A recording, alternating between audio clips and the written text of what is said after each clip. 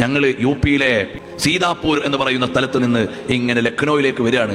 അപ്പോൾ ഒരു സ്ഥലത്ത് കുറേ കുട്ടികളെ വിളിച്ചിരുത്തിയിട്ട് ഒരു കുട്ടി ഇങ്ങനെ അക്ഷരം പഠിപ്പിച്ചു കൊടുക്കുന്നുണ്ട്. അപ്പോൾ ഞാൻ പറഞ്ഞു, ആരായിരിക്കും പഠിപ്പിച്ചു കൊടുക്കുന്നത് എന്ന് വിചാരിച്ച് ഞങ്ങൾ അവിടെ വാഹനം നിർത്തിയപ്പോൾ മാഷാ അള്ളാഹ്, നമ്മുടെ മഖ്ദൂമിയിൽ നിന്ന് ലക്നൌവിൽ ഖാജ മൊയ്നുദ്ദീൻ ചിശ്തി യൂണിവേഴ്സിറ്റിയിൽ ഡിഗ്രി ചെയ്തുകൊണ്ടിരിക്കുന്ന വിദ്യാർത്ഥികൾ വൈകുന്നേരം ഇറങ്ങി തെരുവിൽ അലഞ്ഞു നടക്കുന്ന മക്കളെ തെരുവിൻ്റെ ഓരത്ത് കൊണ്ടിരുത്തിയിട്ട് 5-10 മക്കൾക്ക് അക്ഷരം പഠിപ്പിച്ചു കൊടുക്കും.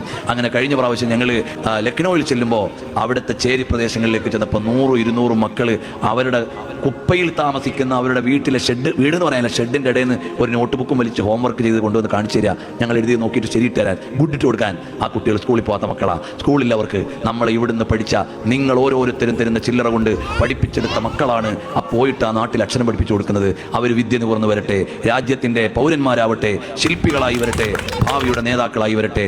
ഈ പ്രവർത്തനങ്ങൾക്കൊക്കെ നിങ്ങളുടെ എല്ലാവരുടെയും പിന്തുണയും സഹായവും വേണം.